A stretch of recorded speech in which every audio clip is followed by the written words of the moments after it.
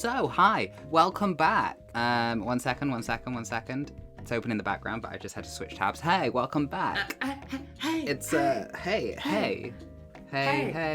Are you ready to play? So what's that off? It's time to come and play with the tweenies. Yes!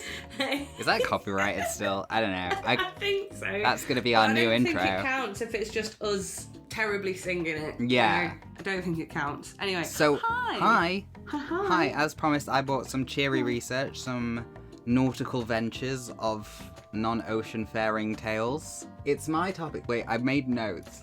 Wait, I've got a whole Okay. thing. I just need to check my... Have you even said what the topic is yet?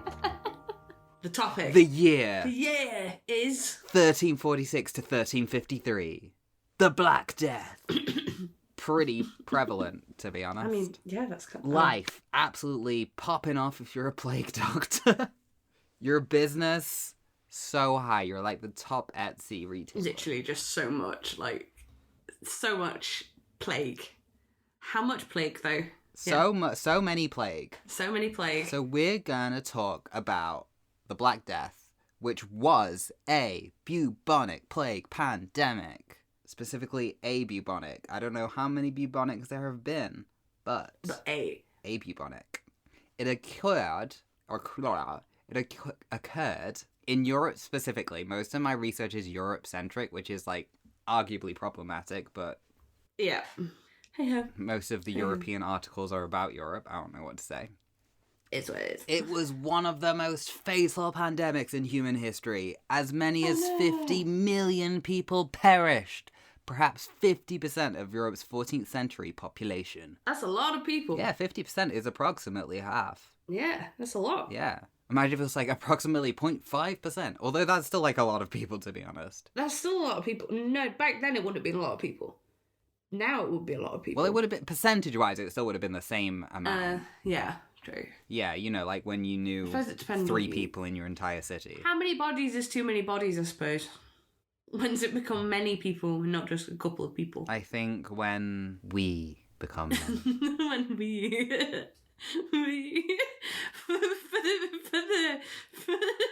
this is an audio medium. We're just here, just going, making little houses with our hands. We, our fingers, Our fingies. our Become fingers, we. our phalanges, Our phalanges. become we. Phalanges, right? Okay, so a lot of people died. 50 million. Yeah, as many as 50 million or perished. So the disease is caused by the bacterium Yersinia pestis I'm sorry. and is spread by fleas And and through the air. We've moved on from how we say the word. We've moved on. We could never go back. The past is the past. It's time to move forward with our lives. For the people that weren't paying attention, how do you pronounce that again? Well, we'll never know, will we? One of the most significant events in European history, the Black Death, had far-reaching population, economic, and cultural impact. It was the beginning of the Second Plague Pandemic. The plague created religious, social, and economic upheavals with profound effect on the course of European history. As is, we learn it in school, and that's pretty a profound effect. The origin of the Black Death is disputed. I didn't know it was disputed. Why is it disputed? Are you mocking my pen movement? Genetic analysis suggests that Yersinia pestis bacteria evolved approximately 7,000 years ago at the beginning of the Neolithic times. Oh. Yeah. Oh, bruh, is what Shannon said. That's a long time. With flea-mediated strains emerging around 3,800 years ago during the late Bronze Age. So a pretty solid, Long time. as we say, more than 5 years ago. No, it's more than 12. Oh, more than 12 years ago. Who knows? More than 12 years ago. A while ago. A couple of years ago. Definitely more than 12 years Definitely ago. more than 12. Definitely more than a month, I would say. Yeah. Yeah. Yeah. That checks out, yeah. Though, before I go too much into the Black Death, I did find out something really cool that didn't show up in any of my main research, but was kind of because I got told about it offhand. It's to do with Edinburgh. Edinburgh. I don't know if you know about this. Yeah, Edinburgh. So, there are tunnels under Edinburgh. This is crazy.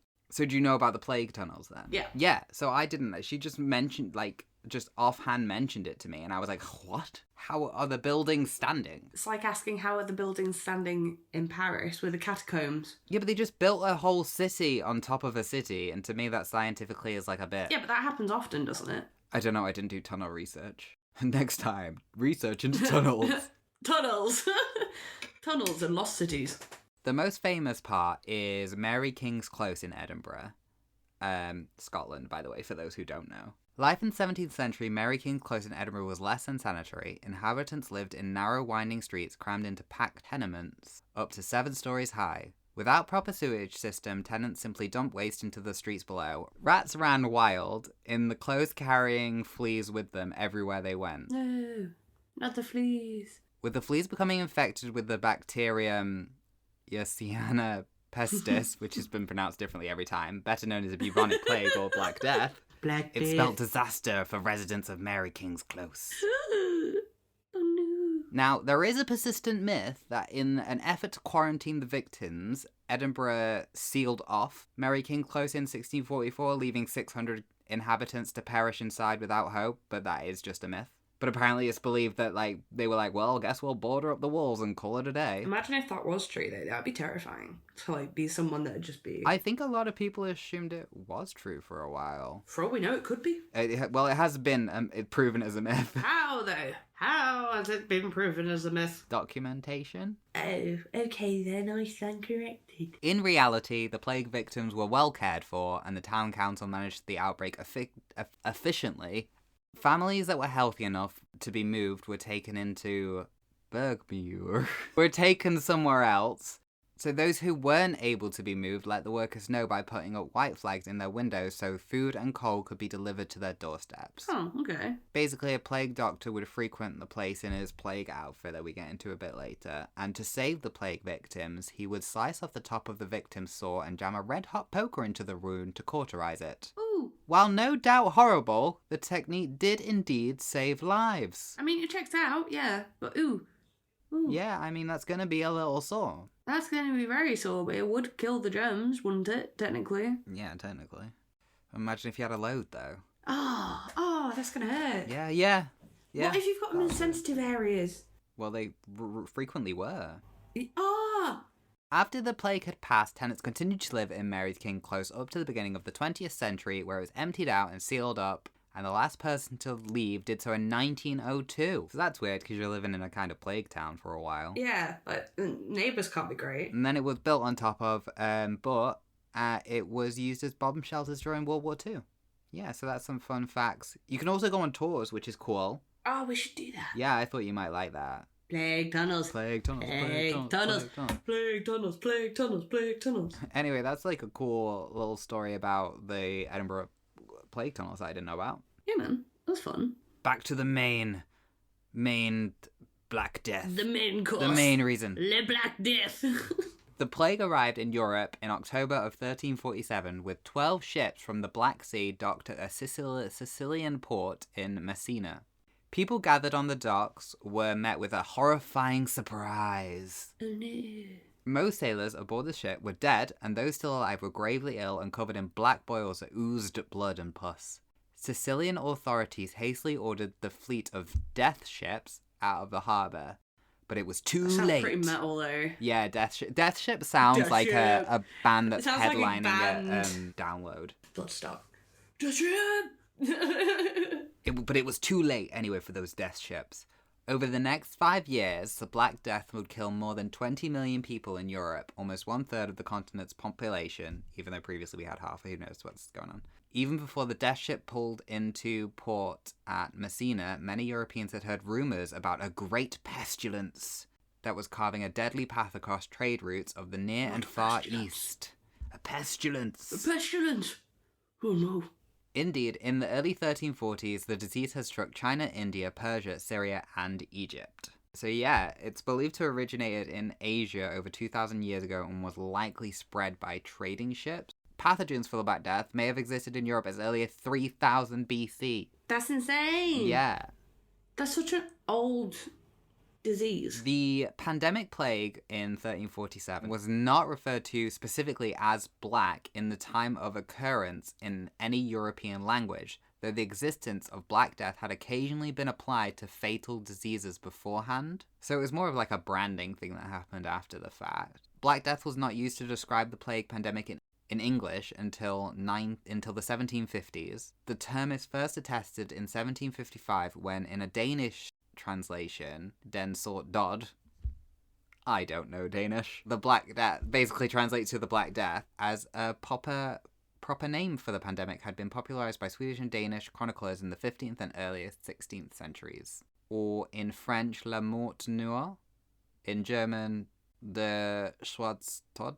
In Latin, magna mortalitas, meaning the Great Death. Doesn't sound very great, though. Sounds like a below average death. No, but I mean like great as in like a great amount.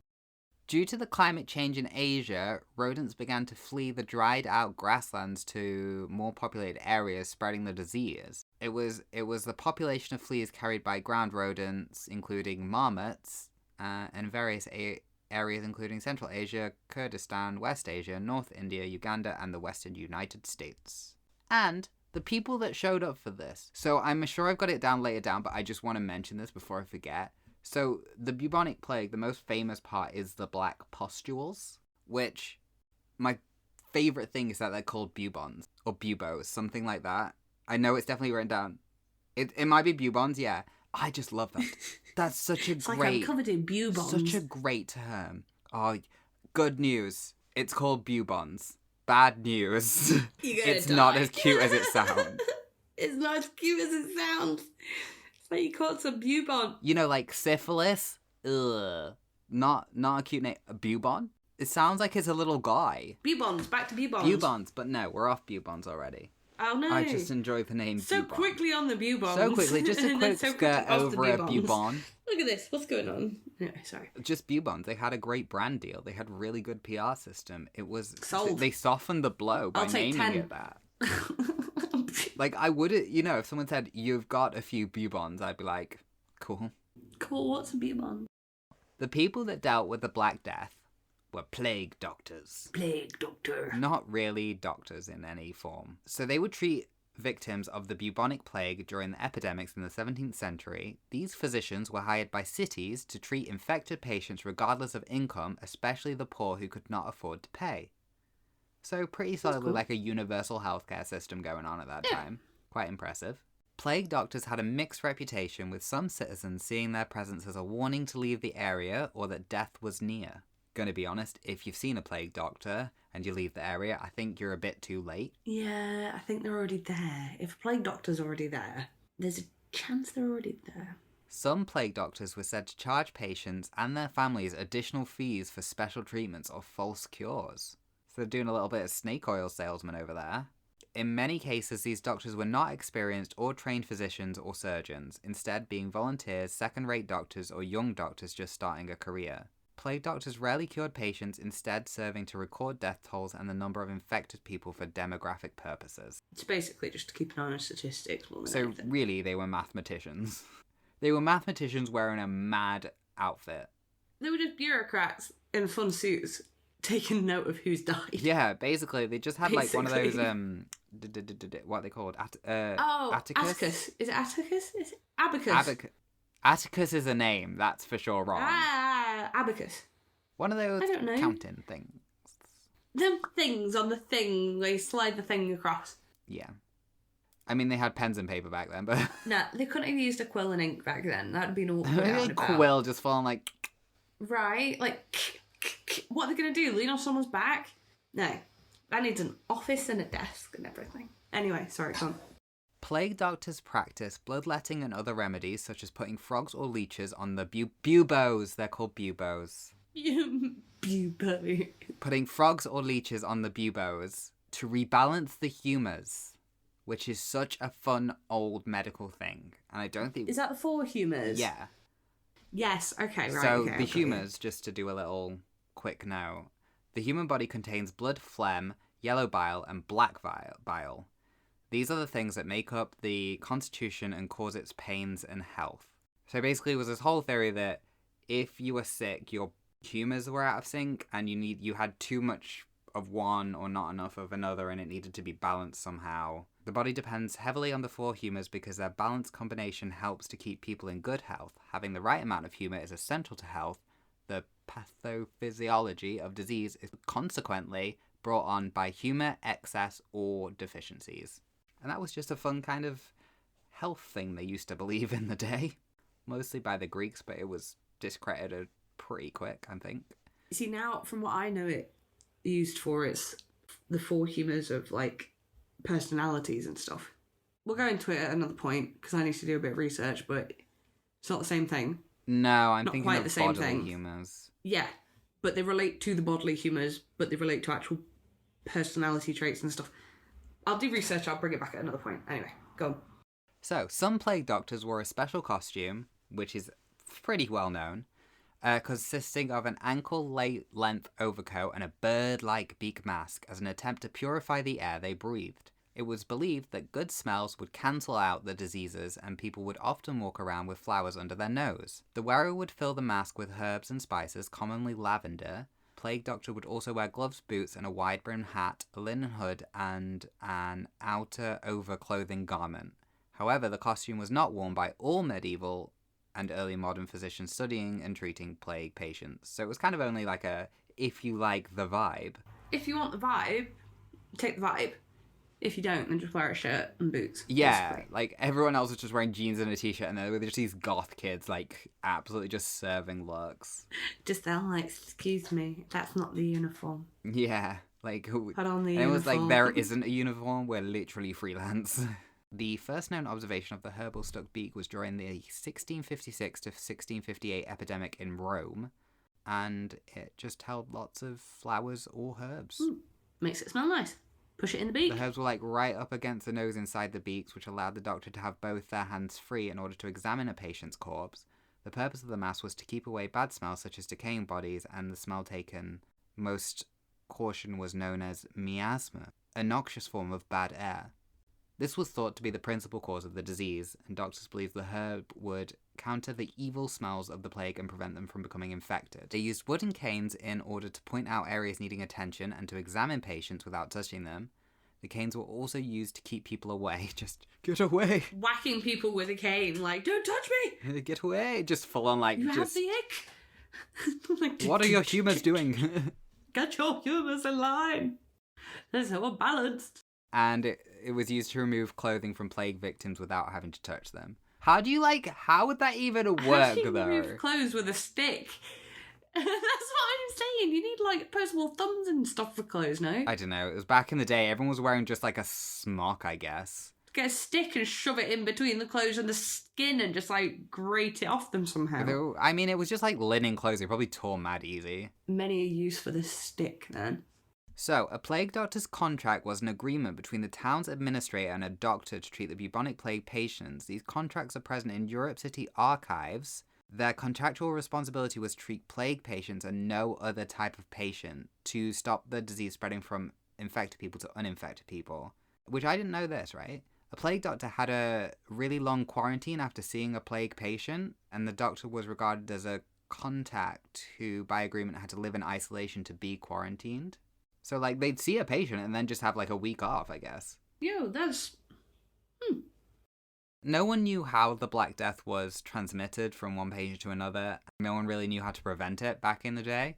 According to one doctor, for example, instantaneous death. Instantaneous. Instantaneous. What an instantaneous event. Instantaneous event. Instantaneous. I am bamboozled by the instantaneity. The instantaneity of the situation. It was so instantaneous. No, the answer is no, bro. Neither of us are. What the worst part about that is that is such like a big, like that text of this sentence is like 50 font. It's massive. Instantaneous death occurs when the aerial spirit escaping from the eyes of a sick man strikes a healthy person standing near and looking at the sick. What? So they thought it was eye connected. So basically, if you are sick and you look into the eyes of someone that's not sick, you, like, they then side get sick. eye, that person gets sick from like the sheer vibage, I guess. Can you imagine? It's like the most severe side-eye in the world. Wait, isn't is that it? where the term "if looks could kill" comes from? Maybe. I have no idea. If looks could kill, that plague doctor would be correct. Obviously, the actual disease was spread through, like, the huge lack of hygiene that happened back on then. People just didn't wash. No. Straight up. Like, they literally had a drink out of the well with their hand, and then went and wiped their ass with their hand, and then went and had another drink with that exact hand without washing it, because they didn't know that there was all these microbes that were, like, disease on such a level. It wasn't something they could comprehend. They didn't know. So they were dirty people. Dirty people. Basically, it was really gross, and all kind of the documentation of back then just says how bad everything smelt. And that, like, The they whole would planet just smelled throw of poop manure. into the street.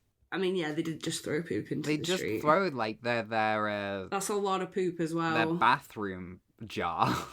What was it, a bedpan? Bedpan. Was it a bedpan? Yeah, just into the street. Into the street. And they just didn't wash. And they No. just, like, through it. killed animals and didn't Can clean.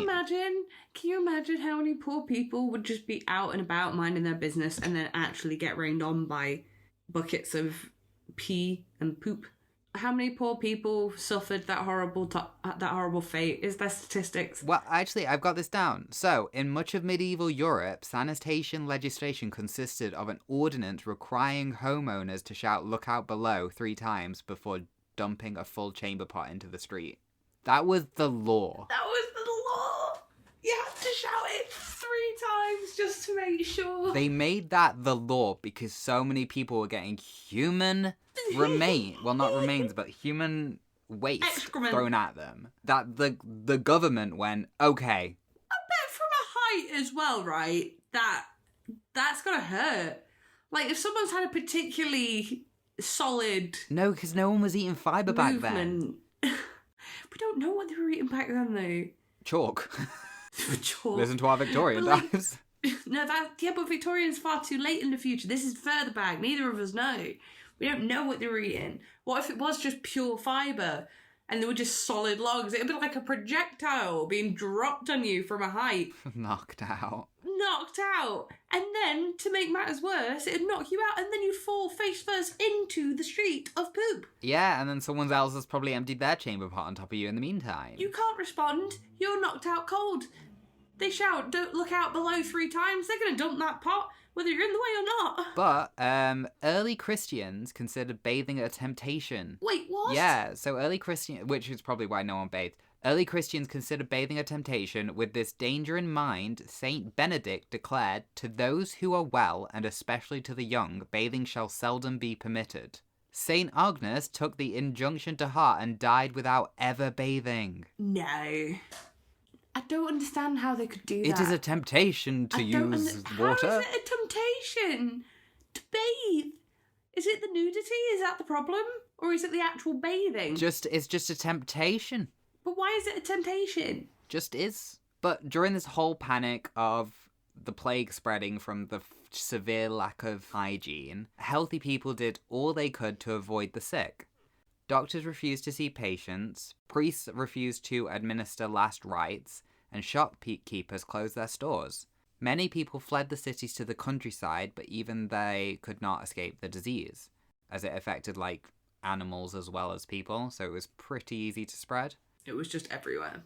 In fact, so many sheep died as one of the consequences of the Black Death was a European wool shortage, and many people desperate to save themselves even abandoned their sick and dying loved ones just to avoid it. They didn't want plague. They were like, let's leave. Sorry, little Timmy. I'm out. So some people believed it was caused from supernatural causes, or that it was like a punishment for people's sins. Flagrants would whip themselves to seek forgiveness. As one does. You know, because some people are just into that. It's fine. Astrologists believed that the cause was alignment of the planets. Mercury was in retrograde and that caused the plague. That checks out. Hang on. You laugh. But that checks out. To be fair. To be fair. Classic Mercury. We blame Mercury for Classic a lot. Mercury. Yeah, Mercury's always in the microwave. Others still believed, going back to our other dives, others still believed in the ancient idea of trepanning, where doctors would drill a hole into, as we have done a trepan dive. We have done a trepan dive. Drill a hole into patient's head to release the bad spirits that were believed to have been caused by an illness. So some doctors burst the bubons buboes of patients with bubonic plague, there is some evidence that this may have helped increase the chances of survival. I personally wouldn't want to burst a bubo. I probably weirdly would. Yeah, you would. I'm disgusted like that. Yeah, I'm gonna be honest, man. If I'm good not doing that. It would make me vomit, but I'd still have to. I don't think I'd be able to resist. I think I would very easily be able to resist popping a Black Death bubo. I think I would be very happy to resist going near the plague. Antibiotics, it's alright.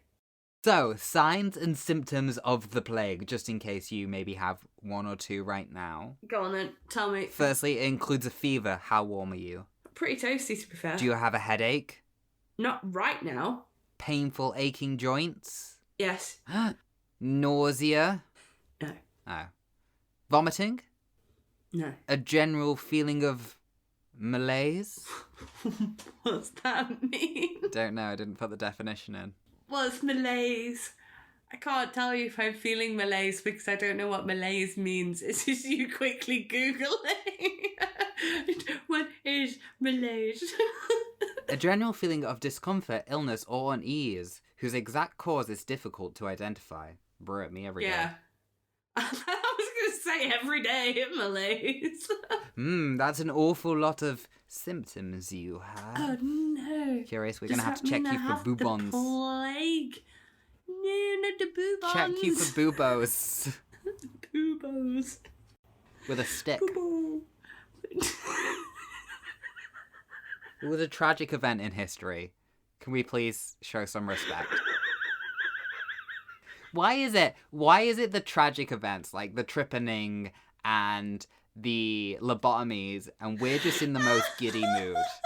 And it's nothing to do with the topic. It's just because of it just happens to be one of our giddy days. I'm just thinking about you just coming around my house with a stick. Just when I found outside, like full on a whole tree branch, leaves attached. Just whacking me with it. You got the plague. I got the plague. I've got like a full on like bedded lavender plant in a pot and everything under my nose. Under your nose, hit me with a stick. Yeah, that does sound like something I do. Put you in the basement. In the basement, put her in the basement. The moist air will help. Right, God, sorry. So, left untreated, 80% of the victims die within 8 days. Contemporary accounts of the pandemic are varied and often imprecise. The most commonly noted symptom was the appearance of buboes in the groin, neck, and armpits, which oozed pus and bled when opened. Ugh. Yep. Imagine getting one of them on your groin. That's gonna hurt. Yeah, they were like egg-sized. Oh, no. It was common for them to grow as large as an apple. Yep. Imagine that you wouldn't even be able to put your arm down. Is that a bubon in your pocket, or are you just happy to see me? See yourself out, honestly.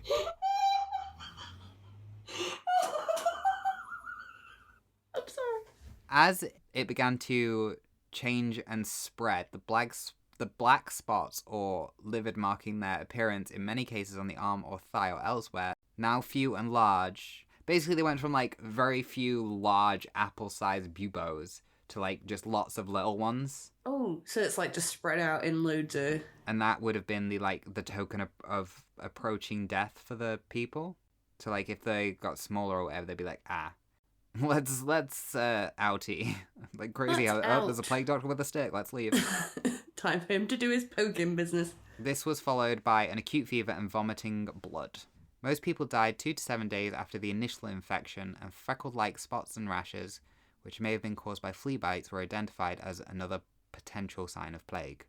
Which is fair, it's spread by fleas. If you see a lot of flea bites, which anyone that owns a pet knows what they look like. Probably going to assume that it's They're going fleas. to be like, yeah, that's probably a sign that you're going to get the Black Death before. Someone just walked like near a mosquito and they're like, oh no.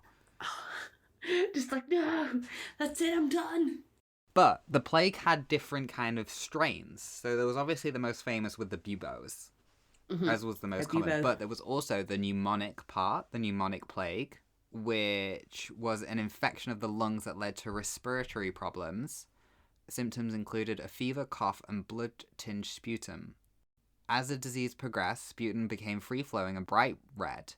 Pneumonic plague had a mortality rate of 90 to 95%. Just to put that in perspective, the Black Death was like 80%. So you'd kind of want the buboes, but... Yeah, you want the buboes. The third option, the septicemic plague, is the least common of the three forms.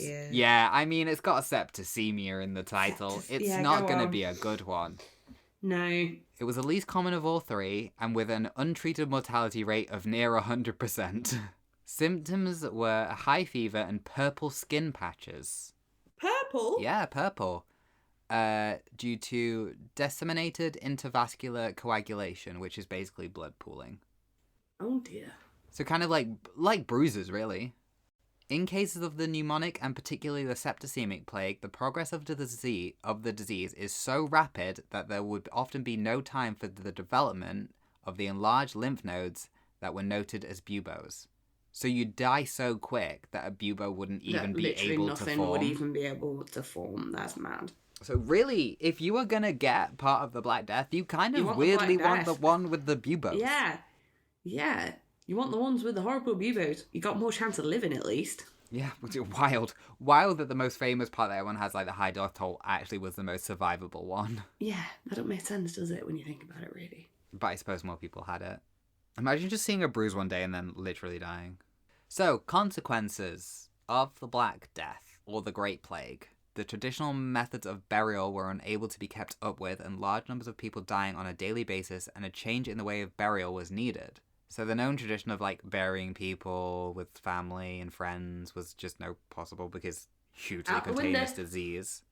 And they were no longer buried in singular graves with other family members. Instead, mass graves were dug and the bodies of the dead were placed with strangers. Also, as a result, bodies were disposed of in inhumane ways without receiving blessings or last goodbyes from family members.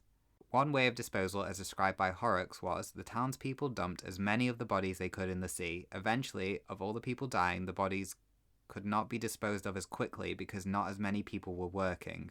This caused rotting bodies to be in the streets for days, and rather than the corpses of the dead being taken from their houses by hearse with their families, the bodies were left on the street until a body collector reached them and picked them up. Tasty. Yeah.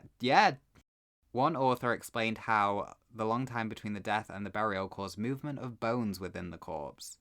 This movement was referred to as bone float and was another side effect of the bodies not being buried in a timely manner. Bone float?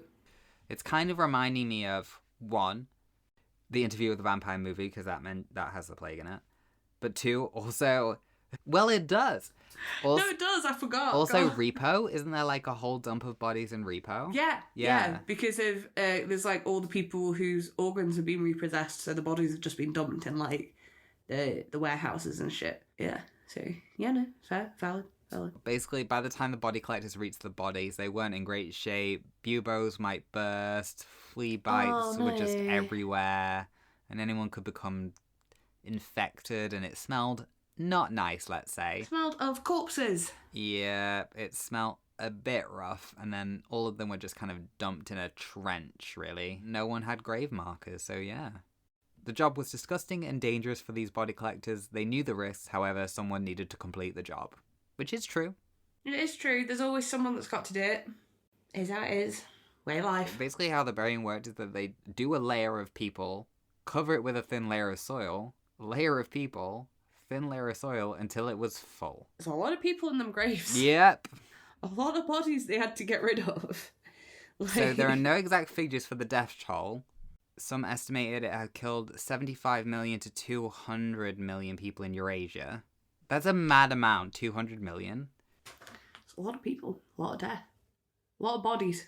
But also 75 million to 200 million is a wild... Much like Caesar's stabbing. Big variance. That's a big variant. Yeah, like, it's a big variance in numbers between the smallest and the biggest. How is it such a big... Well, I suppose they just didn't have documentation, really, did they? But what is cool, in 1382, a physician, observed the decreasing mortality rate of successive outbreaks of the plague. So, the first outbreak, 2/3 of the population contracted the illness and most patients died. In the next half, the population became ill, but only some died. By the third, a tenth were affected and many survived. So natural immunity started occurring Yeah, then. whilst by the fourth occurrence, only 1 in 20 people were sickened and most of them survived. That's pretty cool. By the 1380s in Europe, the plague predominantly affected children. Chamel de Vinero recognised that bloodletting was ineffective, though he continued to prescribe bleeding for members of the Roman Curia whom he disliked. So he was like, I know it's wrong, but you were rude to me the other day, so guess what? A little bit of bloodletting for you. And he said that all true cases of plague were caused by astrological factors and were incurable. He was never able to effect a cure. What with the fact? He was pretty certain it was an astrological factor. And the populations of some Italian cities, notably Florence, did not regain their pre-14th century size until the 19th century. How many Moses?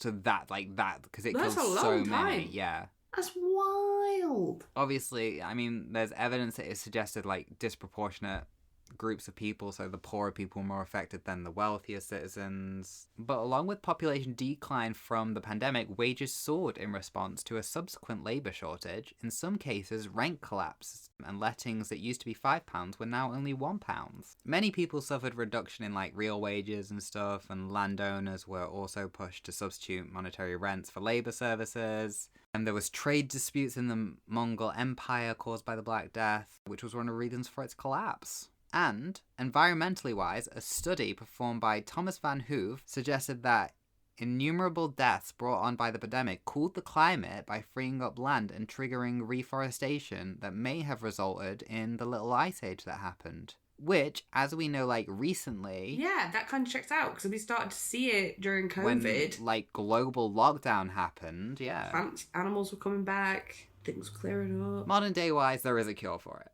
Yeah, it's very treatable. It includes insecticides and the use of antibiotics and a plague vaccine. It's feared that the plague bacterium could become resistant to drugs and become a major health threat once more. But as one case of drug resistance was found in Madagascar in 1995. Another outbreak in Madagascar was reported in November 2014. And in October 2017, the deadliest outbreak of the plague in modern times hit Madagascar, killing 170 people and infecting thousands. An estimated fatality rate for the modern plague after introduction of antibiotics is 11%, though it may be higher in underdeveloped regions. It's been my plague research dive with some knowledge and learning and everything about history. Did you learn anything new? I learned all the things. All the things. Maybe we should do a quiz at the end of our research. Can you imagine? Because both of us would fail so bad. We'd both fail so bad. No, I did learn the things. I didn't know that they made a nice cake out of the bodies as they laid them in the little 7-layer bean dip kind of little 7-layer bean dip, corpse dip, 7-layer corpse dip. Yeah, I also didn't realise that the stick that the plague doctors carried around were to bat people away with, which I thought was quite funny. Yeah, that's crazy. Plague doctors used to get in trouble if they didn't have their assistant with them. Yeah, they always had to have a little friend. A little plague friend. Little buddy. Yeah. Did the assistant also have a stick? Or did they just carry the stick? No, I think the assistant was sent in as a you touch the bodies because I don't want to. Fair enough. Yeah, no, that's valid. Yeah, that's valid. Honestly, I'd probably do the same if I had an assistant. Yeah, that's it. That's an intern job. Yeah. Unpaid intern. So, yeah, that's been the episode. You've learned about plague. I learned about plague. A very horrific time in history. A horrible, horrible, horrible bubon time. Just full of bubos. Bubos everywhere. I've been Luke. That's been Luke. Shannon. I've been Shannon. If you liked what you heard, please rate, review, and subscribe. Check out our other stuff, such as the Caffeine Out of Minds website for bloopers, the Caffeine Out of Minds Instagram for updates, and other such links in the description. All the things. What are you going to bring next time, Shannon? I have no idea. I thought you had multiple topics you wanted to research. I do, but it doesn't mean I remember them. They're in a folder. Next time, Shannon's gonna bring a whole folder. A whole No, not a whole folder. No. Yeah. No. Bye. No. Bye-bye. No. Bye-bye. No. want to. No.